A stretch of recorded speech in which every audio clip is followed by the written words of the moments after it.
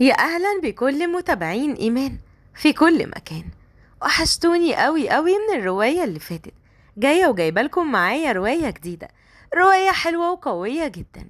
لكن قبل ما نبدأ رواية النهاردة، عايزة أقول لكم إني نزلت رواية جامدة جدا، بجد مشوقة موت، على قناتي التانية، قصص واقعية.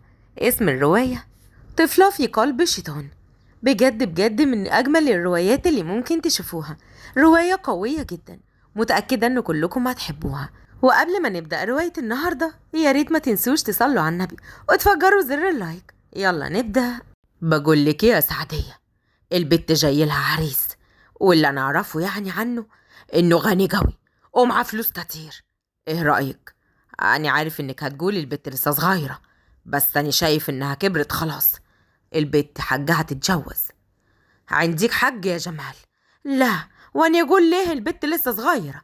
هي خلاص كبرت وتقدر تتجوز. وبصراحة كده أنا كنت ناوية ما جوزهاش غير لراجل غني قوي حتى لو كبير في السن. ما هي ده النقطة اللي كنت عايزة أتكلم معاكي فيها، إن هو يعني أكبر منها في السن ب40 سنة تقريبا، ويمكن أكتر. أصل بصراحة كده راجل كبير ومتجوز وعنده عيال، بس مش مهم، المهم إنه غني وجوي كمان. مريم بنوتة صغيرة جميلة جدا. مريم يتيمة، ما عندهاش لا أم ولا أب، عايشة مع عمها ومرات عمها، والاتنين بيعملوا المستحيل علشان يستغلوها أسوأ استغلال. كانت دايما تلعب مع الفرخات بتوعها. وفي يوم من الأيام جت صاحبتها نور. نور، عاملة ايه؟ انتي اتأخرتي عليا قوي. انا من الصبح يا بنتي وانا مكلماكي علشان نقعد هنا ونلحق الشمس ونتكلم مع بعض براحتنا. انتي عارفة انا بحب الشمس قد ايه.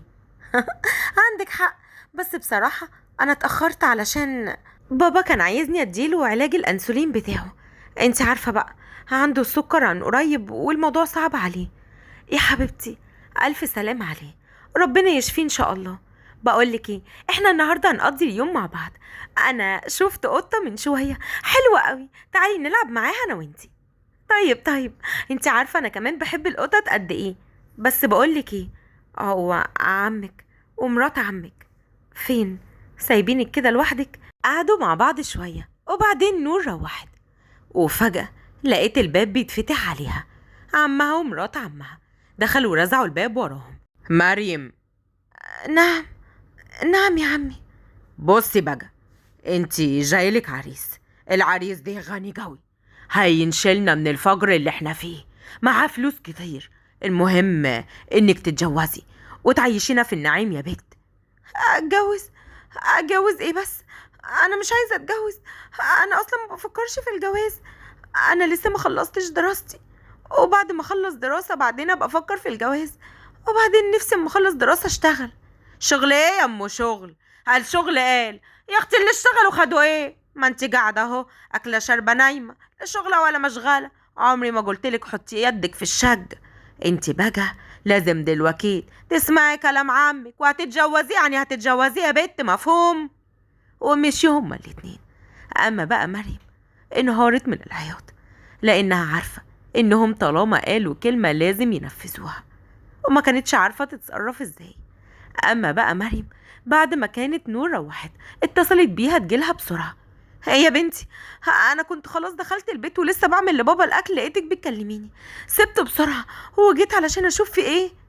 اسكتي، سيبيني في اللي انا فيه يا نور. انتي مش عارفه ايه اللي حصل. عمي ومرات عمي عايزين يجوزوني، راجل كبير وعنده عيال بس غني. هعمل ايه؟ انا حياتي اتدمرت، هم انا هو مستقبلي خلاص. اجوز راجل كبير عجوز، هعمل بيه ايه بس؟ يا ربي انا تعبت. يا حبيبتي اهدي بس، اهدي يا مريم، اكيد كل مشكله يا حبيبتي وليها حل. انتي بس زني عليهم وعيطي لهم حبتين، وان شاء الله يرفضوا الجوازه دي. ليه بس كده؟ في قصر كبير، وهو قصر ابن العمدة الكبير، قصر فخم جدا، عربية كبيرة جدا كانت داخلة أرض مريم. الأرض دي الوحيدة ورث مريم وعمها واصي عليها. كيفك يا جمال؟ عامل ايه؟ أهلا أهلا سفيان بيه، نورت المزرعة والأرض بتاعتنا كمان خصوصا، كلها بقت بتنور. النهاردة يكون فرح بنت أخوي، ولأني محظوظ جبت لها راجل عجوز حبتين بس غني، غني جوي. أني رايد أروح فرح بنت أخوك حالا. والفرح كان شغال والزغاريد في كل مكان والكل فرحان وبيضحكوا مبسوط، إلا مريم اللي كانت بتتمنى إن يحصل معجزة من السماء وترحمها من العريس ده. وفجأة لقوا عربية ابن العمدة، عربية كبيرة وفخمة جدا، وقفت قصادهم. أهلا أهلا يا سعادة البيه، تعالى اتفضل، والله زادنا شرف وزادنا نور علشان حضرتك جاي تحضر فرح بنت أخوي الله يرحمه. وبعدين فجأة سفيان بص للعروسة لقاها بتعيط، لف وشه لجمال تاني وقال: بص يا جمال، الجوازة دي مش هتتم. ليه بس؟ ليه يعني يا سعادة البيه؟ أني ما عملتش حاجة. هو في حاجة حصلت؟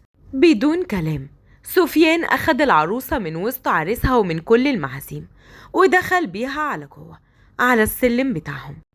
انتي موافقة على الجوازة دي؟ موافقة تتجوزيه؟ انا ما اقدرش اقول وما اقدرش اقول لا. عمي ممكن شش. عمك مش هيقدر يقولك اي حاجة. قولي موافقة تتجوزيه؟ انا بصراحة لا، مش رايدة اتجوزه. طيب تقبلي تتجوزيني يا عروسة؟ تعالي معايا. واخدها من ايديها وطلع بيها بره. كل ده ومريم في ذهول تام ومش عارفة ايه اللي بيحصل معاها. يلا يا حضرة المأذون، اكتب كتابي على مريم. إيه اللي انت بتقوله ده يا راجل انت؟ هو انت عشان ابن حضرة العمدة تعمل اي حاجة وتاخد اللي انت عايزه اياك؟ دي هتكون مراتي حالا. خدتها من قدامي ومن وسط المعازيم كلتها ومسكتها من ايديها واني سكت، لكن لغاية هنا وكفاية. يعني هتجوزها. سفيان بص لرجالته، فهموا هو عايز منهم ايه، طلعوا اسلحتهم وحصروا العريس. العريس كان واقف مش عارف يتكلم ولا يقول اي حاجة. تحب نخلص عليك الليلة دي ونخلص على ولادك ونروح نقول لمرتك انك رايد تتجوز التانية ولا؟ لا لا لا، ما تقولش لمرتي حاجة، بوس ايدك. اني موافق عنها ما اتجوزتني، ده هي الخسرانة. اني بس يعني عايز قرشينين كده. اما بقى سفيان بص لرجالته وادوله الفلوس اللي هو طالبها، وسفيان خلى المأذون يكتب كتابه عليها، لكنها قاعدة سرحانة وهو طول الوقت بيتفرج عليها. هو احنا رايحين فين دلوقتي يا عمو؟ رد وقال: احنا رايحين على بيتك دلوقتي. بيتي؟ هو فين بيتي ده؟ انا ماليش بيت. بيتي الوحيد عمي اخده وقاعد فيه هو ومراته، ما عنديش غيره. لا، بيتك أكبر وأحلى بكتير جوي. عنديكي قصر كبير وخدم وحشم، كل ده تحت أمرك. انتي بس اللي تقدري تأمري وتنهي فيه. تعالي معايا. العربية كانت وصلت للقصر الخاص بتاع سفيان اللي موجود فيه والده ووالدته. نورتي بيتك يا عروسة. أما مريم اتصدمت أول ما شافت القصر وجماله. ايه ده؟ الله، هو كل القصر ده بتاعي يعني؟ طيب ازاي؟ انا فقيرة معيش فلوس. فقيرة كيف؟ انتي مرتي، يعني كل ده ملكك انتي. يلا يا عروسة ادخلي برجلك اليمين. وفعلا دخلوا القصر.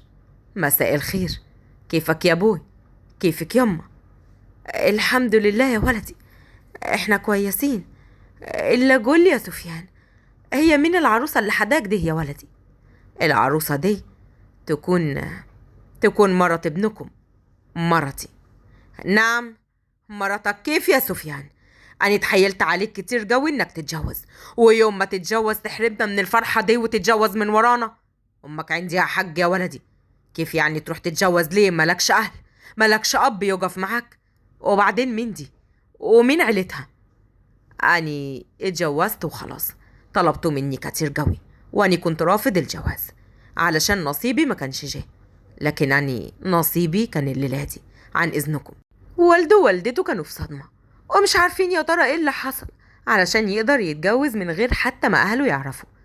وفجأة أول ما مريم دخلت الأوضة فضلت تعيط بأعلى صوت. أما سفيان استغرب جدا. خير، بتعيطي ليه؟ هو في حد ضايقك؟ في حاجة بتوجعك؟ خير يا بنت الناس، قولي لي مالك. أصل دبدوبي نسيته هناك في البيت، وأنا ما بعرفش أنام من غيره، بحبه قوي، وأنا يعني مش عارفة هنام عندك هنا إزاي من غيره. ألو، أيوة يا ابني، عايزك تروح عند بيت نسايبي، في أمانة هناك. أول ما توصل خلي عمها يكلمني 5 دقايق بالكتير، هو الأمانة تكون عنديكي. شكرا، شكرا قوي قوي يا عمو. عمو؟ عمو كيف يا بنت الناس؟ هاني مش عمك، هاني جوزك. يعني تقولي لي يا سفيان، انت مرتي، لازم تفهمي. انت فاهمة يعني ايه مرتي؟ ها؟ لا، بس حاضر يا حاضر يا سفيان. وبعد وقت سفيان راح أخد شاور وغير هدومه ودخل الأوضة. في الوقت ده مريم كانت حاضنة دبدوبها في حضنها ونايمة. سفيان قعد جنبها على السرير وكان حاطط ايده على وشها بكل حنية وبكل رقة، وابتدى يقلعها الفستان علشان تنام براحتها. فجأة صحيت مريم. اللي انت بتعمله ده انت قليل الأدب على فكرة، لو سمحت ابعد عني. وانهارت من العياط. اهدي بس، أنا ما عملتش حاجة. يا بنت الناس، انتي مرتي، هفهمها كيف دي. أنا كنت عايزة أقلعك الفستان. تقلعني الفستان؟ انت كده بتقولها بكل صراحة وبكل بساطة. انت مش متربي، انا لازم اصوت والم عليك الناس. لا لا لا لا لا، خليكي عندك ما تصوتيش، هتفضحينا. عموما يا ستي خلاص، انا هسيبك دلوقتي لغاية ما ترتاحي وتهدي، وهخرج بره الأوضة، هستنى بره نص ساعة كده تكوني غيرتي هدومك وارجعلك. أما مريم نطت على السرير وكانت بترقص وفرحانة جدا لأنها فاهمة كل حاجة، بس كانت بتمثل علشان ما يقرب لهاش. وفجأة حس إن صوت العياط سكت، وبعد ما بص وراه لقاها قاعدة زي ما هي وبتعيط. وبعدين مشي تاني. مريم قعدت وربعت ايديها وهي فرحانة. أيوة كده، أنا هعمل لك خطط تمشيك على العجين، ما تلخبطوش يا سي سفيان. ماشي، اصبر عليا. هنعمل ايه دلوقتي يا سعدية؟ جوزنا البيت ودلوقتي ولا حس ولا خبر. سي سفيان جه واخدها من وسطينا، واحنا طلعنا من المولد بلا حمص، ولا شفنا البيت، ولا خدنا منه مليم واحد، ولا حتى كان في شبكة ولا مهر ولا أي حاجة. عندك حق، استغفلنا كلاتنا، وطيار العريس اللي كنا ضامنينه طيره من ايدينا. بقول لك ايه، انا عندي فكرة كويسة قوي. اني ممكن اني وانت نتكلم مع سفيان بيه ونقول له ونضحك عليه ان البيت ده ايجار وصاحب البيت رايده. معقول يعني مش هيسأل مريم وتقول له ان البيت ده بتاع ابوها، يعني يعتبر بتاعها؟ ايوه مش هيسأل. هيسألها ازاي يعني؟ وبعدين هو ده الحل الوحيد علشان يقول لنا بيت بيتكم مفتوح وتعالوا اقعدوا في القصر الطويل العريض، وقتها هناكل ونشرب ببلاش وعيشتنا كلها هتكون ببلاش. حلوة، حلوة جوي الفكرة دي، دايما تعجبني دماغك يا سعدية. أنا هتصل بيه وأقول له رايدينك في موضوع مهم وما تقولوش لمريم. وبعد وقت مريم غيرت هدومها، وبعد ساعة بالظبط رجع سفيان تاني على أوضته. أهم. شكرا قوي يا عمو لأنك جبتلي دبدوبي، أنا بحبه قوي وما أقدرش أستغنى عنه، ودايما بينام في حضني. هو أنا هنام فين يا عمو؟ أنا عاوزة أنام. يوه، عمو عمو عمو، قلت كذا مرة أني مش عمك، أني جوزك، ولو ما تعرفيش يعني إيه جواز أني أفهمك كل حاجة عملي كمان، ووقتها ما تلومنيش على اللي هيحصل فيكي وما تعيطيش. اتقي شري وبلاش تستفزيني، وكلمة عمو دي ما اسمعهاش منك تاني. حاضر يا عمو. آسفة آسفة. حاضر يا سفيان. طيب أنا عاوزة أنام. عادي، هتنامي جنبي على السرير، لأني قلتلك قبل كده إنك مرتي. لو نسيتي كاتب الكتاب أنا ممكن أروح أجيبلك القسيمة من المأذون دلوقتي، يمكن تصدقي وقتها إنك بقيتي مرتي وإني بقيت جوزك. يلا على السرير، وإلا هوريكي عملي. لا خلاص، هنام وأنا ساكتة.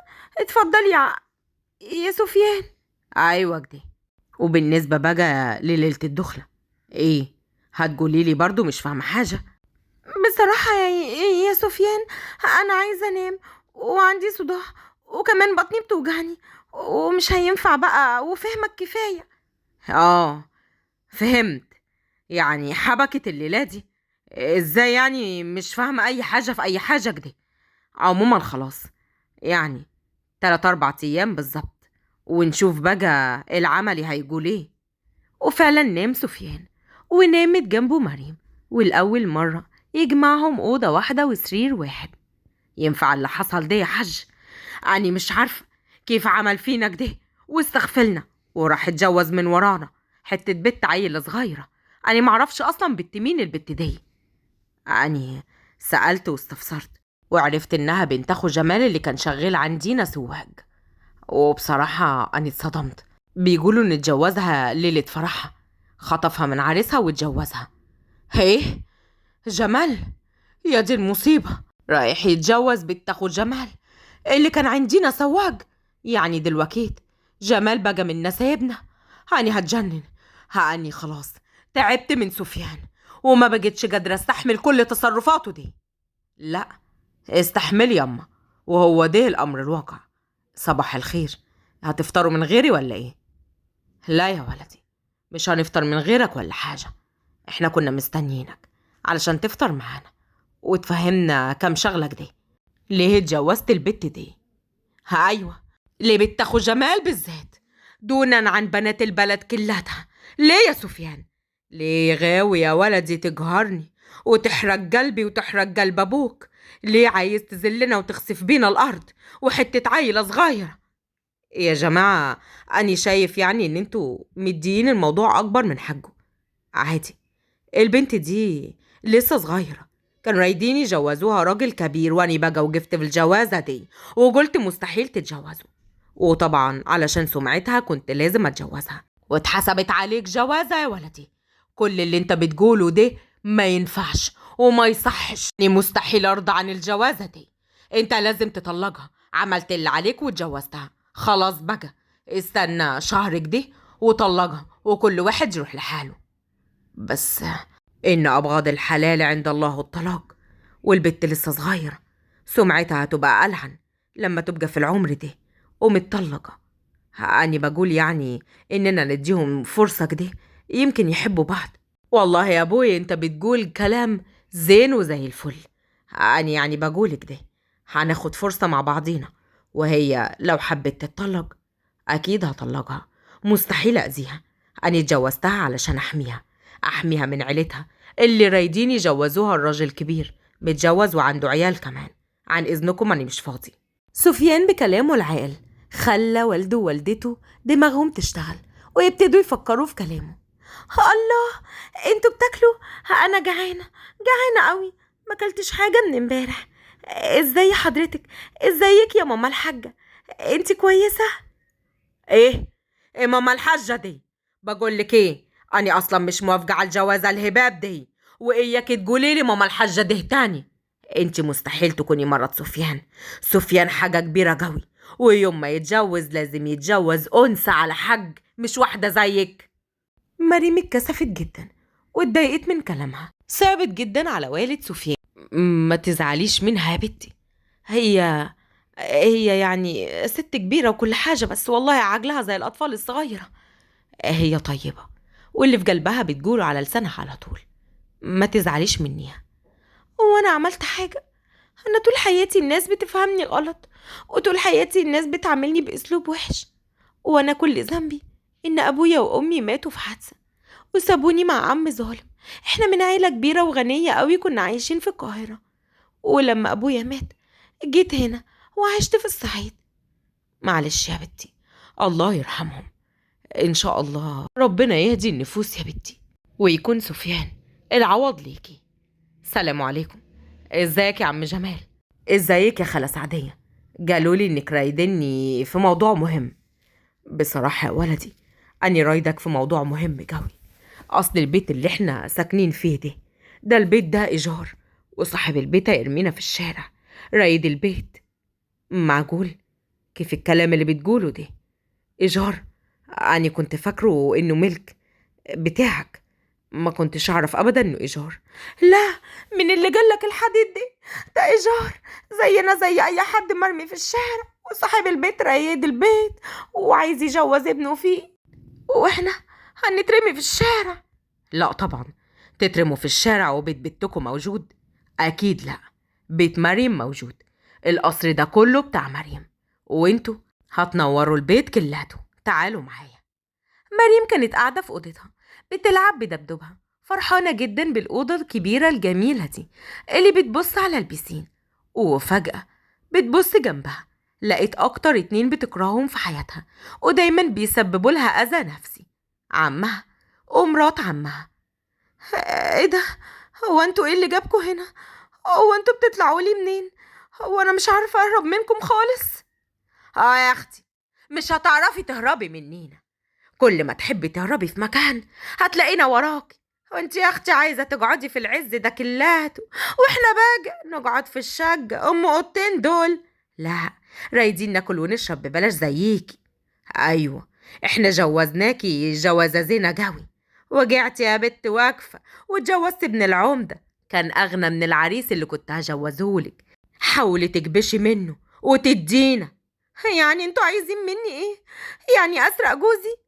لا، انا مش هعمل كده، سفيان طيب قوي وبيعاملني معاملة كويسة. اخرج انت بره دلوقتي علشان نشوف اللي اتفقنا عليه حصل ولا لا.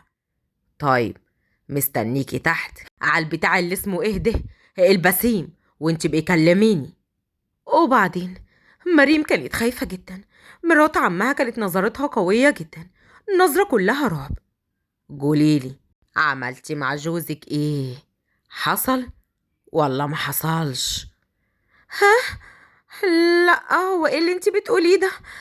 انا يعني يوم فرحنا كنت تعبانه ونمت ومفيش حاجه. نعم يا اختي، قلتلك لازم يحصل اللي حكيتلك عليه قبل كده. ليله دخلتك كان على العريس التاني، كان لازم تعملي كده مع عريسك. ليه؟ علشان تحبلي، ولو حبلتي هتاخدي منه فلوس كتير. ايوه يا جمال، اطلع. لا، أرجوكي بلاش عمي جمال، ما تقوليلهوش أي حاجة. طيب أنا هعمل اللي انتوا عايزينه، بس أرجوكي أنا خلاص مش هعمل أي حاجة وهسمع كلامكم. خير، حصل والله ما حصلش؟ ولا نخلي ليلتها مش فايتة الليلة دي؟ ها، ما حصلش يا أخويا، هو عاملة نفسها عبيطة ومش فاهمة حاجة، واني موعياها ومفهماها كل حاجة. يلا بينا نعلمها الأدب. ومع الأسف هما الاتنين هجموا عليها، ومريم كانت بتصرخ بأعلى صوت، لكن ما كانش حد سامع حاجة. دي حاجة بسيطة كده، قرصة ودن، علشان تفهمي يعني ايه جوزك يكون راجل غني وتتعلمي كيف تاخدي منه فلوس. لازم تحبلي في أقرب فرصة، علشان العيل ده هو اللي هيثبت قدامك في القصر. وبعدين سابوها ومشيوا، ومريم في انهيار تام. نزلوا تحت علشان يفطروا معاهم. ايه ده؟ معقول بقى عم جمال السواق هو ومراته قاعدين معانا وجايين يقعدوا على ترابيزة واحدة علشان ياكلوا من واكلنا ويشربوا من شربنا؟ في المطبخ، حياتكم في المطبخ وهتكون في المطبخ، مستحيل تقعدوا مع أسيادكم، هو ده مكانكم، وإياكم تتخطوا حدودكم. أنا عارفة إن ولدي غلبان وعطف على جريبتكم دي بنت أخوك يا جمال، بس ابني هيطلقها. أما سفيان كان روح البيت وطلع على أوضته، وأول ما دخل الأوضة لقى مريم مرمية على الأرض وبتصرخ بأعلى صوت، وفي آثار جروح في وشها. ايه ده؟ مين اللي عمل فيك كده؟ مين اللي قدر يتطاول وإيده تتمد على مرات سفيان الدهشوري؟ قولي، مين اللي عمل فيك كده؟ وأنا هعرفه مجامه وأعرفه كيف يمد يده على مرتي. قولي يا مريم، قولي وما تخافيش حالا. صوته عالي، مريم خافت جدا. أنا آسفة، بس أرجوك ما تضربنيش، أنا خلاص جسمي كله بيوجعني ومش قادرة حد يلمسني تاني، أرجوك. قرب عليها، حضنها سفيان بكل حب وحنية. مستحيل، مستحيل أمد يدي عليك يا مريم، أنا موجود بس في حياتك علشان أحميكي. أنا رايد أعرف مين اللي عمل فيكي كده علشان ياخد جزاؤه. قولي وما تخافيش، أنا في ظهرك. اللي عمل فيا كده هو عمي جمال، هو ومراته. لما عرفوا انه ما حصلش بينا حاجة ليلة فرحنا، انا كنت خايفة منك علشان كده رفضت ونمت، لكن هم ضربوني وقالوا لي اني لازم احمل منك علشان اخد منك كل فلوسك واديها لهم. معقول هم يطلع منهم كل ده؟ يعني اللي جايبهم بنفسي لغاية بيتك علشان يمدوا يدهم عليكي، قالولي انهم هيتكرشوا من الدوار، والدوار بتاعتهم ايجار. ايجار ايه؟ الدار اللي هم قاعدين فيها وكمان الارض بتاعتي وورثي عن ابويا، وهم بقى انا سايباهم يقعدوا فيها لان هو عمي ومرات عمي. بس ارجوك يا سفيان ما تأذيهمش، ما تعمل لهمش اي حاجة مهما كان، ده عمي واخو ابويا. لا، لازم يتأذي زي ما أذاكي، لازم ياخد جزاؤه. انت عارفة هو عمل ايه؟ هو كسر كل حاجة جوايا. انت من يوم ما بقيتي مرتي بقيت سمعتك من سمعتي وكرامتك من كرامتي. أنا هعرف أعلمهم الأدب. بصوا بقى اللي حصل والكذب اللي عملتوه وقلتوا إن البيت إيجار وهو بتاع مريم. بيتها هيرجع لها، وكمان الأرض بتاعتها هترجع لها، وانت هترجع بقى في أي بلد كنت فيها زمان كنت بتشتغل خدام. انت ومرتك مستحيل تخش هنا الصعيد تاني. أنا كنت ناوي أعمل معاك الصح. انت ومرتك كنت هتاخد جزاءك مني، وكمان أطلب لك البوليس، بس بسبب كرم أخلاق مريم هي اللي رفضت. علشان كده أنا أعمل المستحيل علشان أرضيها. غوروا من وشي.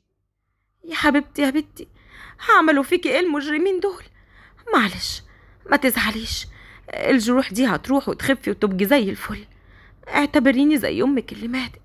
انا كان نفسي جوي اخلف بنت، وانتي يا مريم هتكوني بنتي من هنا ورايح. اتفقنا يا ضنايا؟ ايوه يا مريم، انا من هنا ورايح انا عايزك تتعاملي مع العيله كلها كأن هم دول اهلك. اوعدك ان محدش هيأذيكي تاني. وبعدين يلا بقى علشان اخدك الملاهي واجيب لك ايس كريم ونجيب لبس كتير قوي. اي حاجه انت عايزاها هجيبها لك. بجد شكرا قوي قوي يا سفياني، انا بحب اللبس وكمان بحب قوي اروح اكل ايس كريم. انا موافقه، يلا يلا يلا يا سفياني بسرعه. وبعد وقت مريم كبرت وبقت بنوته زي القمر. انا مخصمك قوي يا سفيان، على فكره انا كان عندي ليك حته مفاجاه تجنن، بس مش هقولك عليها. عارف ليه؟ لانك اتاخرت عليا قوي في الشغل، وانت وحشتني قوي يا بيبي. ينفع تتاخر عليا كده؟ ده انا وحش ونوتي كمان. انا اسف، بس قوليلي بقى بالله عليكي، انا عايز اعرف ايه هي المفاجاه. اوعدك مش هتاخر عليكي تاني. المفاجاه هي انك هتبقى اب، وعيلتنا هتكبر وهنكون 3. سفيان أنا حامل. سفيان فضل يصرخ بأعلى صوت ويضحك بصوت عالي جدا، وشالها وفضل يلف بيها في الأوضة كلها. معقول خلاص هكون أب وإنتي كمان هتكوني أم، هتكوني أحلى أم في الدنيا كلتها. بقولك إيه، ما تتحركيش من مكانك. حاضر يا سفياني، بس ده أول طفل، فاضل 9 وإحنا متفقين أخلف منك 10. ولحد هنا تكون نهاية رؤيتنا السعيدة. يا رب تكون عجبتكم. أتمنى لو عجبتكم يا ريت ما تنسوش تعملوا سبسكرايب للقناة وتفعلوا زر الجرس على كلمة الكل علشان يوصل لكم إشعار أول ما ننزل رواية جديدة. وهستنى آرائكم في الكومنت وتقولوا لي يا ترى حبيتوا الرواية ولا لأ. هألقاكم في رواية جديدة يا أجمل إخوات في الدنيا. مع السلامة.